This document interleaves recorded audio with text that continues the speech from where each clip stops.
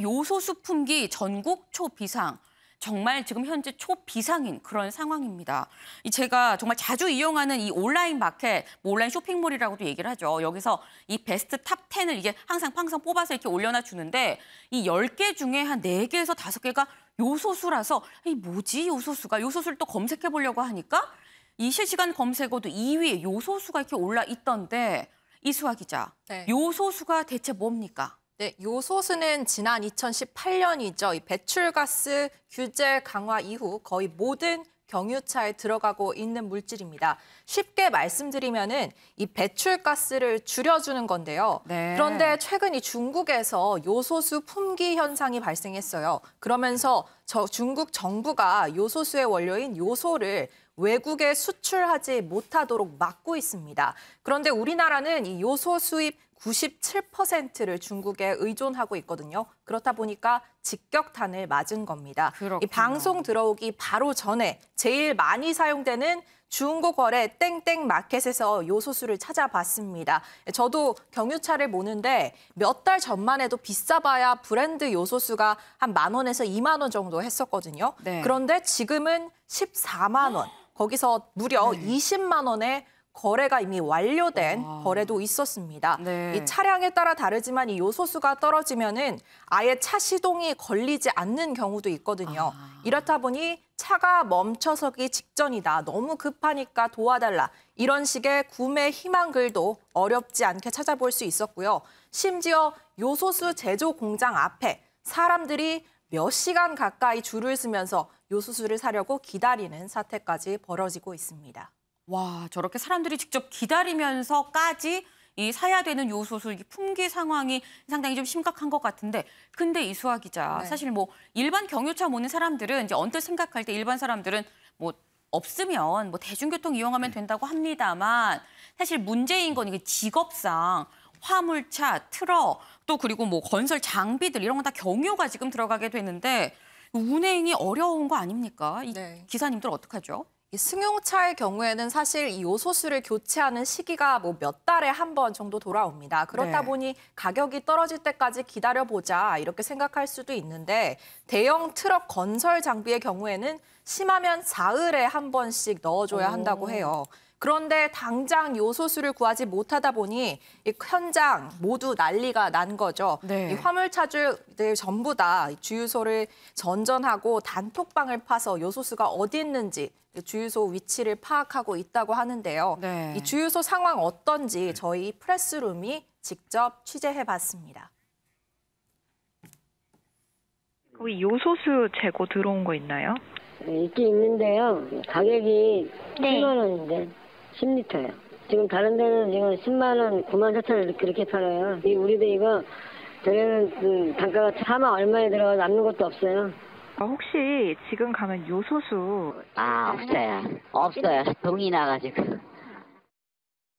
우리 같은 경우는 하루에 10리터씩 들어가야 되는데 지금 요소수가 안 들어와서 뭐 하루 서고 하루 일하고 이런 식으로 지금 가동이 되고 있습니다. 정도가 아니죠. 뭐 이거 뭐 하루 뭐 새벽에 나와가지고 뭐 이게 뭐 돈 벌러 나오는 게 아니라 이게 뭐. 공급이 원활치 않게 되면은 분양자나 임대사업자 그분들이 이제 입주 시기가 늦춰지면은 그만큼 또 손해가 오니까 그것 때문에 이제 문제가 좀 될 수. 네, 현장의 안타까운 목소리까지 함께 듣고 오셨는데요. 문제는 정부가 아직 중국 물량을 대체할 만한 대안을 내놓지 않고 있어서 이 사태가 길면은 몇 개월까지 이어질 수 있다고 해요. 이렇다 보니까 택배 업계에서는 겨울에 리어카 끌고 다녀야 되는 거 아니냐. 벌써 이런 얘기까지 나오고 있다고 합니다. 이제 상당히 좀 심각한 그런 상황인 것만은 분명해 보입니다. 유영아 교수님, 오늘 보니까 이 청와대에서 TF팀을 이제 꾸리기까지 했었는데 이 요소수 때문에. 그런데 너무 늦게 꾸린 거 아니냐, 일이 터지고 뒤를 막는 거 아니냐라는 이게 뒷북 비판이 나오고 있습니다. 그런 것 같습니다. 관련 부처가 좀 사전에 여러 부처가 아마 관련돼 있는 걸로 보이는데요. 네. 사전에 이런 문제에 대해서 시급히 대책을 만들었어야 되는데 청와대까지 개입하게 만든 상황이 된 것 같아요. 제가 봤을 때는 단기적 대책과 중장기적 대책이 필요할 것 같습니다. 지금 말씀을 들어봤을 때 단기적으로는 지금 이게 잘못하면 이제 화물 대란이 일어날 수가 있단 말이죠. 네. 이 문제를 어떻게 할 거냐. 그래서 청와대나 좀 나오는 얘기는 외국하고 긴급 수의 계약을 맺겠다. 그래서 물량을 가져오겠다라는 얘기도 하고 있고, 그리고 이제 이게 환경 문제하고 완전히 결합돼 있기 때문에 네. 이거를 어떤 그 제한을 풀 수는 없단 말이죠. 우리가 탄소 중립 사회를 지향하고 있기 때문에. 네. 그래서 이 문제를 단기적으로 어떻게 할 것인가를 빨리 아이디어를 내야 될 것 같아요. 그리고 이제 전략 물자를 빨리 지정을 해서 이건 정부에서 관리를 해야죠. 관리를 해서 배급을 한다든가 이런 식의 어떤 방책이 필요할 것 같고, 네. 중장기적으로는 계속 지적되는 거지만 중국에게 90% 이상의 수입 의존도를 갖고 있단 말이죠.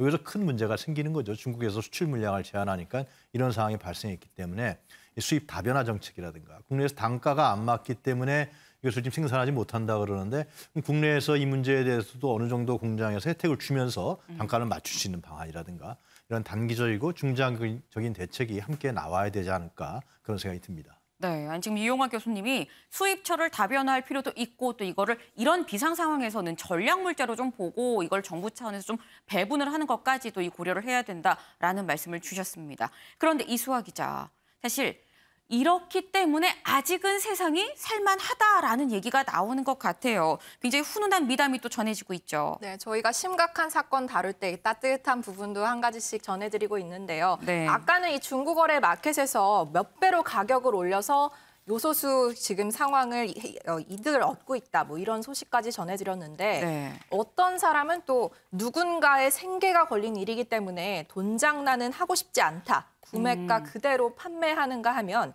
무료 나눔 글도 등장하고 있습니다. 또 이 요소수는 시민들의 생명과 직결된 소방차 그리고 구급차에도 들어가야 되는데, 그러네요. 소방본부도 물량을 다 확보하지 못하고 있다고 알려졌거든요. 네. 이 소식을 들은 한 주유소 대표가 본인이 운영하는 주유소에선 소방차, 구급차는 무료로 유수수를 넣어줄 테니 급하면 야. 언제든지 오라고 현수막을 걸기도 해서 화제가 되기도 했습니다. 네, 아니 어느 주유소인지 이 실명 밝혀서 정말 많은 사람들 좀 돈줄을 내러 가면 좋겠다라는 생각이 들기도 합니다.